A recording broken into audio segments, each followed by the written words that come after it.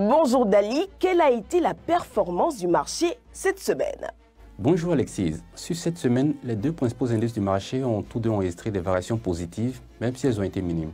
On a l'indice BFM10 qui a progressé de 0,8% à 223,92 points et le BFM Composite a progressé de 0,32% à 251,20 points. Et comparé à la semaine précédente, la captation boursière du marché des actions s'est améliorée de 180 milliards de francs CFA à 6 442 milliards de francs CFA contre 6 262 milliards de francs CFA la semaine dernière. Et la captation boursière du marché obligataire s'élève à 2 847 milliards de francs CFA contre 2 857 milliards de francs CFA précédemment, soit un recul de 10 milliards de francs CFA.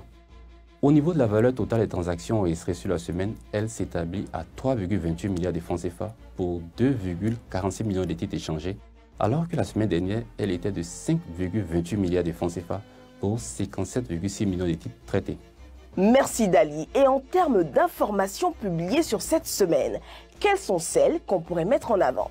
En termes d'informations publiées sur cette semaine, celle qu'on peut relever, c'est déjà le fractionnement des titres NECEDA par un rapport de 25 actions nouvelles pour une action ancienne, le fractionnement des titres Innovax par un rapport de 5 actions nouvelles pour une action ancienne, ce qui porte à 5 le nombre de sociétés ayant rendu effectif leur projet de fractionnement. On a eu aussi comme information l'admission à la cote le 10 août dernier des nouvelles actions de BOA Côte d'Ivoire.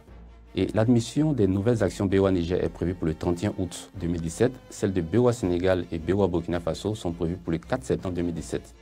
On a eu également droit à la publication des résultats semestriels de la banque BOA Burkina Faso, où on aperçoit qu'elle a atteint un premier semestre 2017 un PNB de 17,3 milliards de francs CFA et un résultat net de 6,6 milliards de francs CFA, contre au premier semestre 2016 un PNB de 16,1 milliards de francs CFA et un résultat net de 6 milliards de francs CFA, ce qui représente en année glissante une hausse de 7% pour le PNB et de 9,5% pour le résultat net. Merci Dali. Vous avez également fait mention de la publication des résultats du premier semestre 2017 de la banque BOA Burkina Faso.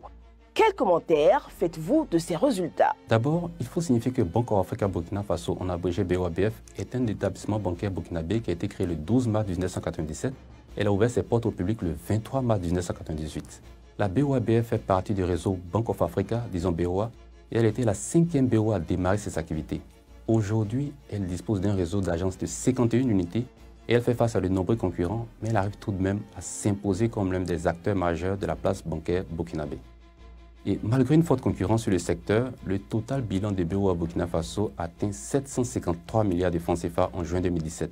Le produit net bancaire a augmenté de 7% entre juin 2016 et juin 2017 et se chiffre à 17,2 milliards de francs CFA comme je l'avais signifié. Quant au résultat net, il s'établit à 6,6 milliards de francs CFA au 30 juin 2017 et il est en hausse de 9,5% par rapport à juin 2016 et il est même en avance de 10,4% sur le budget.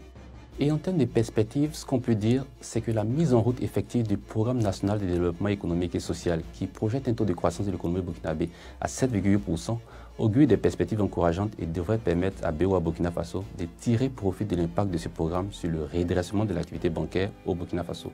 Merci Dali et excellente fin de semaine.